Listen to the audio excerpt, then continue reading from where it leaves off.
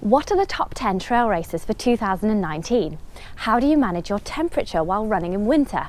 What can you do to make your heart healthier? And how do you avoid getting freezing feet? Find out in my Q&A series, answering all your trail and ultra running questions.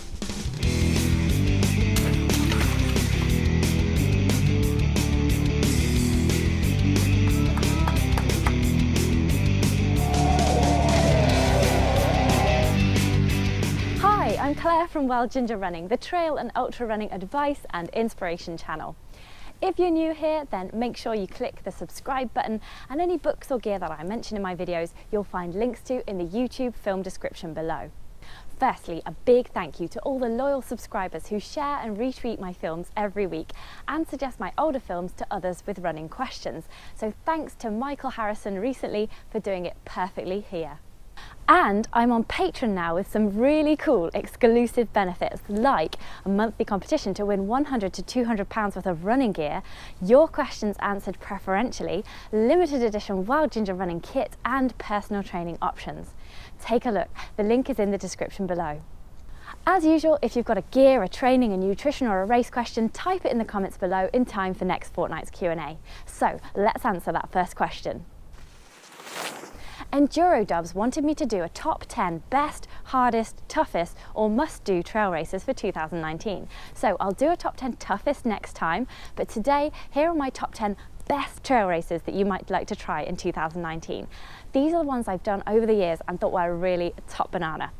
In at number 1 has got to be Middle Fell Race. This was my first short distance fell run in 2014. It's only 10k, but as you can see from the photos, it's a real lung buster. There's 530 metres of ascent as it basically goes straight up Middle Fell and back down to Nether Wasdale again. The next race is on the 23rd of March 2019, so book now to get your race season going. Number 9, Endurance Life's Anglesey 15 miler. This was the first time that I ever ran more than a half marathon, way back in 2011. This event was really rocky and windy and my thighs ached so much afterwards, but I was really thrilled to have run my furthest distance ever. I've looked on the Endurance Life website and they don't run this event in this area anymore, but they have amazing coastal runs all over the UK. So for the most similar and equally stunning Welsh coast views, I'd pick the Pembrokeshire event on the 27th of April 2019. There are 10k, 15 miles, marathon and ultra distances to choose from. Number 8, the Vegan Welsh 3000ers. This is an amazing 34-mile romp with 4,500 metres of ascent over all 15 Welsh mountains over 3,000 foot in height, starting with Snowdon, descending the knife edge ridge of Cribgoch, then over the Carnards and the Glidders. I absolutely loved this high rocky race in 2014, and there were no elite athletes there, so I came second lady. I won some vegan shampoo. There are now 2 races, the V3K Ultra and the Half. For 2019, they're only doing the half version over the Carnards. That's on the 1st of June in 2019, but the full Ultra will be back for 2020. Number 7, Kendal Mountain Festival 10k. This is a cracking short race if you're ever up for Kendal Mountain Film Festival. It's every year in mid-November. It starts with a steep climb out of Kendal, followed by 10k over their local hill, the Scar, with superb views of the Lake District National Park. I do it most years if I'm not injured, and I try to run all the hills, and this year was the first time that I succeeded in doing that. Scafell Sky Race. Wow, this one is an epic, and incredibly at 25 miles with 3,000 metres of ascent, it's actually the smaller one of the weekend. There's also the Lake Sky Ultra, a whopping 37 miles with 5,000 metres of ascent. That's like climbing Ben Nevis 4 times. If you're after your first sky race, the Scafell Sky Race is a good one to start with, as it's steep and technical, but nothing you can't handle without a good fitness and a strong head for heights. In 2019, it's on the 8th of June. I ran it in 2017, watch my film of it here. The Druids Challenge is number 5. This was my first ever multi-day running race. I definitely recommend this 3-day triple mountain journey to beginners. The trails are rolling, grassy, muddy, very runnable and very easy to navigate along the well signposted Ridgeway National Trail, which is 84 miles in total from Tring to Swindon. It takes place from the 8th to the 10th of November 2019. The link to my live broadcast playlist is here. Number 4, the Tour de Helvellyn. I was ecstatic to finish this Lake District 38 miler back in 2011 as it was my first ever ultra. Then I ran it again in 2012 training for my Bob Graham round. It's a toughie and only for experienced mountain runners because it's held on the Saturday with the shortest daylight in December. So you have to navigate yourself through the mountains in darkness, coping with whatever snow, sleet, hail, rain, mud, wind, bog that the outdoors can throw at you. It's not unusual for the less experienced racers to come in with hypothermia, so this is not a race to be underestimated, but it's a fantastic route across high, snowy mountains. Number 3, Keswick Mountain Festival 25k. I've slowly been bringing more and more people from my running club, Stamford Striders, to this event each year, as they also love the live music in the stunning location on the edge of Derwent Water. This year we had a record 30 or so people attend, and most of us do the 25k, which is the perfect mix of mountain, lakeside and woodland terrain with some steep and technical grounds. There's also a 5k, a 10k and a 50k, plus swims, cycles and a triathlon. So there really is something for everyone. This year is the 16th to the 19th of May, so see you there. Number 2, the Peak Skyline. I really loved this race in 2017 as I'd just come back from not even being able to walk with plantar fasciitis, and I found that my base endurance fitness was still enough to get me around this amazingly runnable, rolling 30-mile Peak District route. It's based on the 5 triggers round, so there are 5 high points along the way, including the mighty shuttling slope, known as the Matterhorn of the Peak District, so you can imagine how steep that is. The dates aren't up for 2019 yet, but it's usually the first weekend in August. The number 1 slot absolutely has to go to the Lakeland Trails Challenge races. These are my absolute favourite races of all time. They were where I first started trail running. This was way back in 2009, before I co-founded Trail Running magazine and when I was more of a hiker, and even 1 mile running in the mountains was a hell of a long way. But everyone's got to start somewhere, and these races are perfect for beginners with their well-marked routes and stunning views and their family-friendly carnival atmosphere with live music and drumming bands. I've done pretty much all of their 10-mile-ish distance races, but if I had to pick one, it's got to be the last one in the series, the Ullswater Trail Race, because it has a 30-minute steamer ride across the lake to the start. That's on the 27th of October 2019, but the series starts at Cartmel on the 16th of March. Book one of these and I promise you'll enjoy it. So that's my top 10 best races, and now you've got to spill the beans. What's your favourite trail race of all time? Tell me in the YouTube comments below. And while we're on the subject of races, all but one of the events that I've just mentioned are waymarked trail races with little or no map reading involved. But for 2019, what about stepping up to something a little different and trying a navigation event like a mountain marathon? These are like a treasure hunt in the wilderness, 2-day events where you hunt down trek points in the hills while carrying all the kit you need to survive in the mountains, including a lightweight tent, a sleeping bag, a stove and food. Take a look at this film from the famously beginner-friendly Saunders Lakeland Mountain Marathon.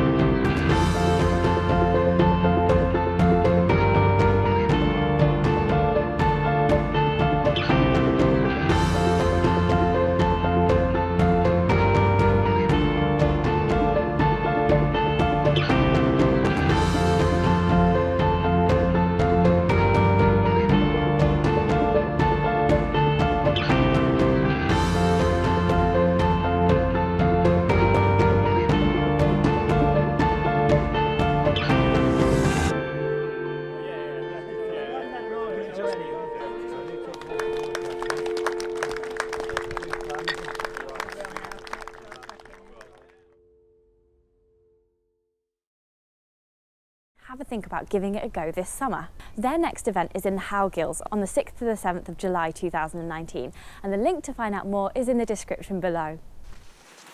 Question 2. Brian Newton wants some advice on temperature management, as even with only one layer on, his wicking t-shirt is soaking wet, so when he slows down, he starts to chill. There are a couple of guys at my running club that sweat a lot, even with just a t-shirt on in the winter, so you're not alone in this one, Brian. You're right, wet and cold is bad, but wet and warm is fine, and while running, it's pretty much the best case scenario we can all hope for, as no one is immune to being damp from sweat. I would agree with your suggestion to start with a thinner initial layer, or even maybe brave a lightweight vest top and shorts if you know you're going to get too hot within 10 minutes of starting to run. And yes, I also do think that you're right to consider going at a more steady pace to start with, as this will stop you from getting so hot so quickly and then slowing down so much that you start to cool down. However, cooling down from being sweaty is inevitable, as this is what humans are designed to do, and that's why we sweat in the first place. So I would suggest putting on a lightweight windproof jacket when you start feeling cold. Warm air will circulate within the jacket and potentially start to dry you off, but very possibly not with your high sweat rate, Brian. The most important thing here is that even if you're wet, you will be warm and wet. Once warm again, you can tie the jacket around your waist or pop it into a bum bag or pack and go back to running in just your t-shirt again. Try those suggestions and see how you get on, Brian. I hope that helps. Question 3. TT wants to know how to maintain a healthy heart after hearing about runners dying during their run from unexpected heart problems, like my poor cousin's husband this August. So I asked Dr. David Babbs, a GP who runs with my local running club, the Stamford Striders. He says that the latest research from Professor Sanjay Sharma, the world expert on athletes' hearts, suggests that normal, regular exercise like running is good for the heart, but excessive, very high intensity exercise over many years is bad for it. So, unless you're really overdoing it for a long time, your heart is safe. And Dr. Babbs says that actually regular exercisers, including runners, very much reduce the risk of heart attack for the other 20 to 23 hours of the day that they are not running. You should also avoid smoking and eat plenty of fruit and vegetables. Dr. Babbs explains, most sudden heart-related deaths in the late teens or early 20s and 30s unfortunately come from people with a strong family history of heart disease or with genetic defects, and they are at risk even if they are leading a healthy lifestyle. If you're still worried, you can get a cardiac screening. I've put the link in the description below. So I hope that puts your mind at rest, TT, and thanks to all the others who very kindly posted reassurances on that thread. Question 4. Adam Brailsford is doing his first ultra next year, and he got freezing wet feet after 8 miles into his recce. Does he need waterproof socks? Yes, I think so. I do love the combination of waterproof socks with a non-waterproof shoe, as waterproof shoes are heavier and once the water gets in, it can't get out. So a waterproof sock with a nice merino lining, like the new Stormsock from Bridgedale, is ideal for keeping your feet warm. As well as keeping out the water, they also keep out the wind, which can really chill your feet through those breathable shoe uppers. I do have to tell you though that waterproof socks don't keep your feet totally dry. Just like any waterproof trousers or jackets, you will sweat in them, but you will be warm and damp rather than cold and damp, and you'll dry out quickly afterwards too. Give them a go, Adam, and let us know how you get on. Quickfire questions. Brian Rock wants a trail half marathon suggestion for February. A great website for finding trail races during certain months is Find a Race. I've selected the half marathon option, then clicked the trail and mountain filters in the terrain option, and it lists 23 in February all over the UK. I do like the sound of icing on the cake in Shropshire and the Pateley Pie and Pint in North Yorkshire and the Street Child Craft Half Marathon on Wimbledon Common in London. Let me know which one you end up doing, Brian. One of my awesome patron supporters, Stephen Morris, wants to know how people carry their mobile phones when running. If my leggings pocket is big enough, I put it in there. If I'm wearing a pack, I put it in the front pocket. If I'm not wearing either of these, I actually slide it into the side of my bra, which does look a bit funny and it does get a bit sweaty, but it works. Sorry you can't do this, guys. So here's my final option. Get one of these armbands, waterproof and easy to use on the move. Sorted. Soren Brockdoff is wondering what upper body exercises would be good training for running with poles, as most of his training runs don't require poles. Maybe I'm a bit renegade and don't take this trail running malarkey seriously enough, but I've never actually trained for a race with poles. I just get out there and use them, and this has always worked fine for me. But if you are worried, perhaps even if you don't need them, take them on your long training run every week to get used to them and build up a bit of arm power. You don't need much though. They're supposed to help your legs, not replace them. Mike Hall has some very exciting news. He's entering the Ultra Tour de Mont Blanc, the UTMB, and he wants to know where to get the best logistics info if he gets in. On Twitter, super coach and 22nd place male at UTMB this year, Paul Giblin from Pylon, says the UTMB website has a lot of good info, and also try looking at chamonix.com. Ben Wells recommends using EasyJet to get to Geneva.